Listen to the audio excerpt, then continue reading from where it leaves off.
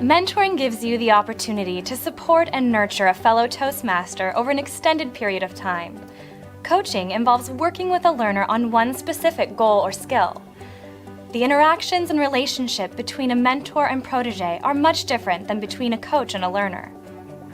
John just presented his 4th speech to his Toastmasters Club, Speakers United. He has identified nonverbal communication as the area he would most like to improve. Let's observe as he meets with Brian, an experienced Toastmaster, for coaching. When they're finished, we'll see how a mentor would approach this same topic. Hi, Brian. Thanks for staying after the meeting to coach me. Glad to help. I'm excited to help you get to the next level. Now, when we spoke, you mentioned your goal is to improve your nonverbal communication skills before your next speech. Yes, as you saw today, my evaluators often say I need to improve my gestures. I love that you're putting forth such a devoted effort to grow in this area. Watching your speech helped me understand truly what your nonverbal communication skills are and identify exactly where you need to focus your effort. Great. So where do I start? Well, let's start by looking at what you did well. Your posture, for one, is already great. You stood straight with your shoulders squared, not slouching or leaning on the lectern. This will help you build nonverbal communication skills. Thank you. That's encouraging to hear. Now, based on your current skills, I'd say there's 2 areas I want you to focus on. One is eye contact, the second is gestures. Now I'm going to give you tips for both. You need to practice them over and over again between now and your next speech. Start with eye contact until that feels natural, then move on to gestures. Okay, that sounds like a good plan. How do I improve my eye contact? Well, find an area in your home where you can practice. Let me show you. Stand just as you would, as if giving your speech. If you can, have friends or family serve as your audience. Otherwise, visualize where your audience's faces would be. That tells you where to direct your eye contact. And take a deep breath before beginning your speech. As you do, make eye contact with one person in the audience. Begin your speech as if addressing them personally. After about 3 or 5 seconds, switch your gaze to another person. Once you've eliminated the repetitive, distracting motions, then you'll be ready to add the gestures we talked about. Does this help? Definitely. I'll try these tips at home and see how it helps. Great. Keep practicing, and I'm sure your evaluators will notice a big improvement in your next speech. Thank you for meeting with me. No problem. As we just saw, a coach focuses on short-term goals and individual skills. His feedback is specific to a single topic. He provides tasks and steps that will help the learner meet goals. A mentor takes a much different approach to the relationship. Let's watch as John discusses nonverbal communications with Stephanie, an experienced Toastmasters mentor. Great speech, John. Your posture really has improved since we last met. I've been working on it. Thank you for encouraging me to do that. Well, your hard work is definitely paying off.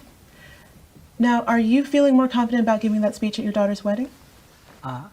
Yeah, I mean, my posture does feel more natural, and I'm not as nervous. But I know I still need to work on my nonverbal skills. Okay, we can keep working on that. Just remember, these things take time. There are still plenty of ways I can improve my nonverbal communication. Don't be too critical of yourself. Okay, thanks. That helps. Now that you've developed good posture, what would you like to work on next? I'm not sure. I want to be good at everything. I love your enthusiasm.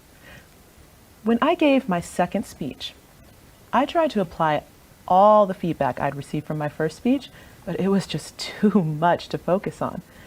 I was so overwhelmed that I performed worse than I did on my first speech. Now, we can focus on whatever you want. I just want to make sure you're not trying to take on too much. That's a good point. Maybe we should start with eye contact. That's one thing my evaluators mention often. I think eye contact would be a great place to start. Once you're comfortable with that, we can move on to something else. So how do I improve my eye contact? First, let's think about what's happening when you get up to give a speech. Why do you think that eye contact is a bit of a struggle for you? Well, honestly, looking at the audience scares me. When I see all those faces, I realize they're all watching me. That's a common response. Yeah, it makes me nervous. I start to worry I'm going to forget my speech, that's when I start reading from my notes. Once my head goes down, I don't want to raise it back up to see everybody staring at me. I understand. I used to have a similar struggle when I first started speaking. Once, I got so scared when I looked out at everyone that I couldn't speak. It felt like an eternity before I could recover and move on. Then the next time I spoke, I thought that if I made eye contact with anyone, it was going to cause a similar response. I'm glad I'm not the only one. What did you do? Well, one thing that really helped me was remembering that my audience wants me to succeed. They don't expect me to be perfect, and they know how it feels to be the one at the lectern. Hadn't thought of it like that. If it helps, you can also choose 2 or 3 friendly faces to focus on. Whenever you get nervous, make eye contact with me or another member that you feel comfortable with. I think that would help. I'm going to try that during my next speech. Are there other tricks for eye contact? You know how you mentioned that when you get nervous, you tend to rely on your notes? Mm-hmm. What do you think would happen if your notes weren't there? I'm not sure. That sounds scary. But I do like the idea of being so prepared that I don't need them. Then I would have to look at my audience. Exactly. Part of eye contact is confidence. You could try practicing until you know you don't need your notes anymore, and you just might discover that your confidence increases. You can keep some note cards in your pocket just in case, but if your notes aren't right in front of you, you'll be less likely to rely on them. I think I'm going to make that a goal for my next speech. That's great. And I'd be happy to help you practice. I would love that. Wonderful. Let's schedule a time to meet next week. These 2 interactions clearly demonstrate the difference between coaching and mentoring relationships. A coach provides tasks and steps designed to help a learner with a short-term goal. A mentor, however, supports a protege for the accomplishment of long-term goals. She listens to the protege's challenges and asks questions to identify the protege's needs. A mentor provides constructive guidance and shares how she overcame challenges. The mentor aids her protege in deciding which steps to take to reach his goals. The mentor sets aside time each week to communicate with her protege and offers opportunities for him to practice in person. I hope watching Stephanie and John helped you learn how to approach your own mentoring relationships.